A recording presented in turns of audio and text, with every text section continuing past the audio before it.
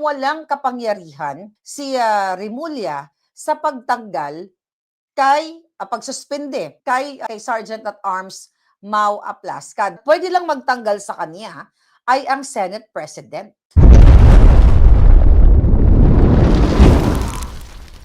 Nabigong-bigo sila at nagwawala si Satanas at si Bangag dahil nung pagdating ni Bangag according sa ating source, di ba? Pinakita natin sa inyo yung picture ng flight radar na kung saan ayon sa ating source galing si Bangag sa Vietnam. Right after nagpa-meeting si Bangag kasi dismayado siya dahil hindi nila nakidnap si Senator Bato. Nakita nyo naman back to back ang DOJ na suspendihin si Sergeant at Arms. Then, nagsabi itong DOJ na bulletin lookout para si Senator Bato, pag makita sa airport, ay uhulihin nila. Susunod-sunod sila kasi nataranta sila. Huling-huli na talaga na ang sindikato, ang gobyernong Bangag Marcos Jr., itong mga kidnappers na ito. Dahil naisahan sila ni Palos. Nasaan na nga ba si Palos ngayon? For sure, hindi lalabas ng bansa si Senator Bato. Galit na galit sila, nag-statement si Boying Remulla na tanggalin si Sergeant at Arms Mau Aplascad. Nakita nyo, dahil daw sa nagpaputok. Pero ang mga kababayan, ipinaliwanag. Actually, it's not pinaliwanag, ano? May pinost dyan si Attorney Torion, mga kababayan, na walang kapangyarihan si Remulla sa pagtanggal pagsuspende kay Sergeant at Arms Mau Aplascad. Dahil nga ipinapaliwanag na magkahiwalay o co-equal branch ang executive at ang legislative. Paulit-ulit na pinapaliwanag yan ng mga magagaling na abogado na sinasabi na ang Sergeant at Arms ay hindi pwedeng panghimasukan ng executive at pwede lang magtanggal sa kanya ay ang Senate President. So yan ang ipinapaliwanag ng batas. Sinasabi dito, may provision sa Ombudsman 6770 na nagsasabing may disciplinary authority ang ombudsman sa government officials at dito kahit na meron silang may provision sa batas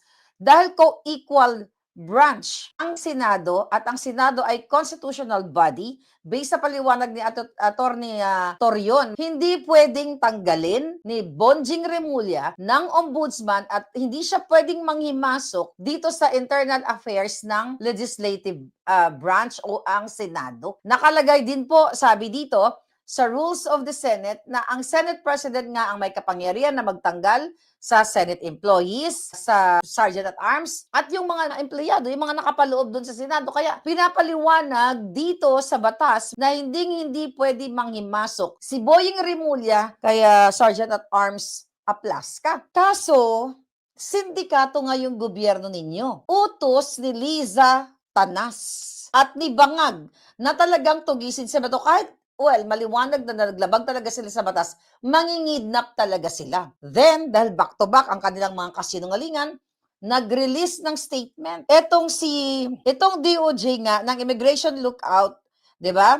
Kay Senator Bato. At inamin niya mismo ni Vida, ng Frederick Vida, na talagang nagkaroon sila ng coordination with the NBI noong time na sumugod sila doon or lumusob sila. So meaning, mga kababayan, available naman yan sa lahat ng mga balita, binabalita na talaga yan, ng DOJ, Ombudsman, NBI, Bangag, ay talagang nagsabwatan sila. Kaya yung statement ni Marcos Jr., nung naka-pink pulawan siya na suot, kunwari lang yun. Talagang kahit alam nilang labag sa batas ang ginawa nila dahil sobrang natakot sila. Okay, alerto sila na si Senator Bato nga ay boboto dito sa pagpalit ng presidency. Ang bottom line dito, una, okay, iniisip nila na kapag nagkaroon ng change of leadership, ay hindi nila may impeach si Inday Sara.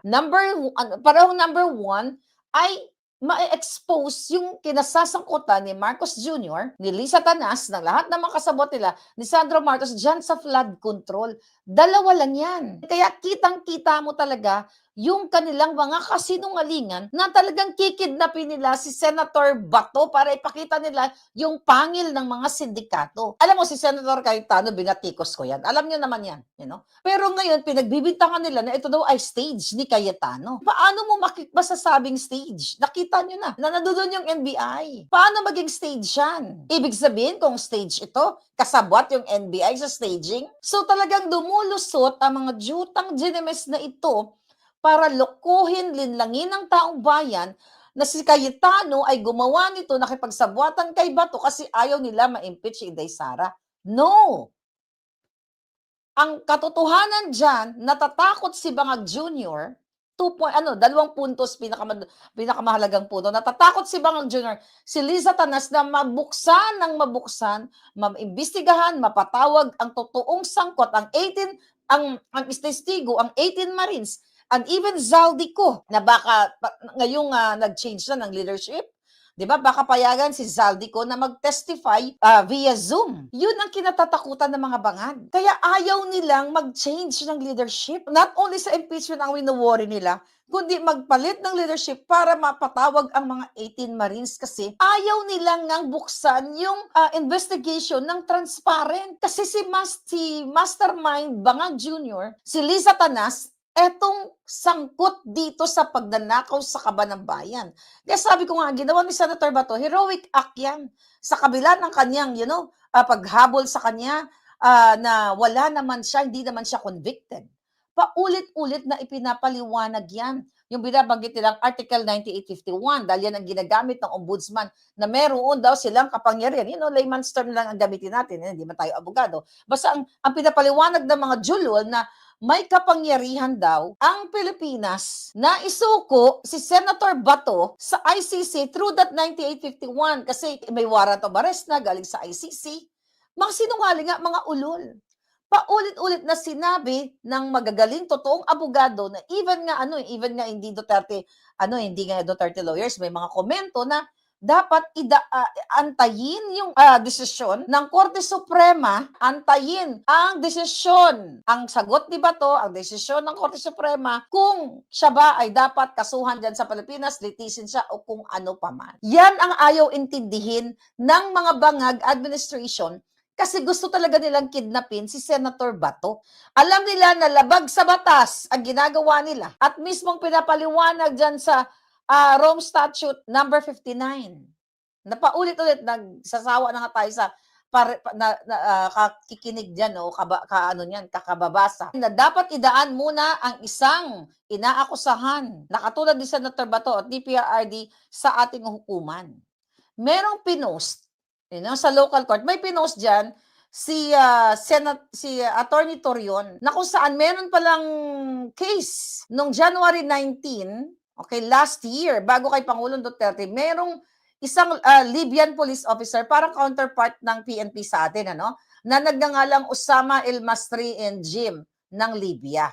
Okay? Ang nangyari dito kay El Masri and Jim ng Libya ay pumunta siya ng Turin, Italy.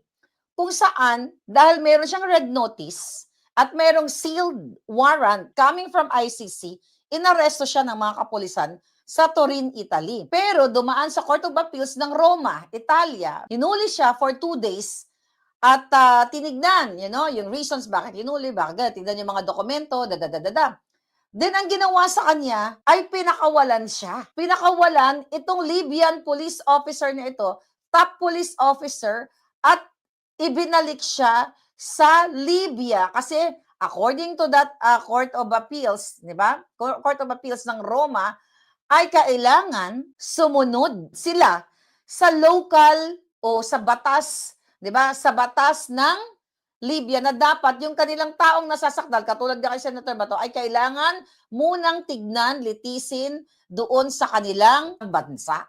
So yun yung pinapaliwanag dito, ang comparison na binibigay ni Attorney Torion na itong si Osama, na isang mataas na opisyal sa Libya, ay talagang parehong-pareho ang case dito kay Pangulo Duterte, kay Senator Bato, yung kaso nga niya ng war crimes against humanity, So pareho lang silang kaso. So sinasabi ng Italian government diyan na yung ang paraan daw ng pag-aresto kay Libyan officer o El Masri, kailangan ng cooperation ng local, okay, ng local courts which is Libya. At hindi nila basta-basta pwedeng isurrender sa ICC dahil din sa Rome Statute 59 na lagi niyong naririnig. At dapat before sana siyang before sana siyang pinakawalan during that time nung January last year ay dapat daw dumaan muna sa Ministry of Justice ng Roma, kaso lang hindi rin naidaan. Kaya ang ginawa dyan ng Court of Appeals ay sinasabi nila na irregular arrest ang ginawa doon kay El Masri ng Libyan, kaya ibinalik siya sa Libya. So ang punto ko dito, mga kababayan, sa atin sa Pilipinas, si Senator Bato ayaw idaan ng mga sindikato at ng mga kidnappers sa local courts. Okay? Sa ating batas sa Pilipinas, nililin lang tayo, niloloko tayo na ay may warrant of arrest din sa ICC. So, kailangan si Bato ay hindi magtago sa batas. Wrong. Okay? Dahil galit lang talaga sila kay Bato, galit sila sa kay Pangulong Duterte, talagang kikidnapin nila at iaalay sa mga demonyo sa ICC si Senator Bato. Kaya gigil na gigil si Satanas, gigil na gigil si Bangag Jr. dahil yun nga, naisahan sila ni Senator Bato. Wala pong hindi convicted si Senator Bato at karapatan niya na litisin siya dyan sa Pilipinas kung siya man ay may kasalanan. Pero ang kitang-kita niyo naman na talagang nagsabuatan ang DOJ, NBI, DILG, Bangag. Nung una, dinay pa ni Bangag na wala, di ba?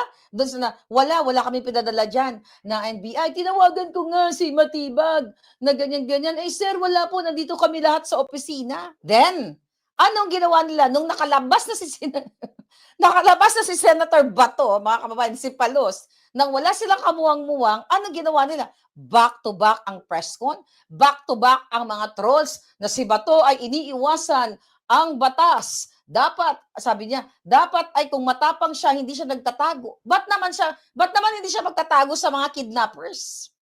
Kitang-kita na ninyo ang kasinungalingan. Walang NBI, tapos later on, nakita nyo sa mga video, for sure, nakita nyo ng lahat. Ilang mga anggulong video na nandoon sila. Ganito kademonyo ang Bangag administration. Lahat sila sindikato. Kaya kawawa naman si Sergeant at Arms Aplaska na ganun-ganun na lang nila palangga. Mga kababayan, ganun-ganun na lang nila tatanggalin. Oh.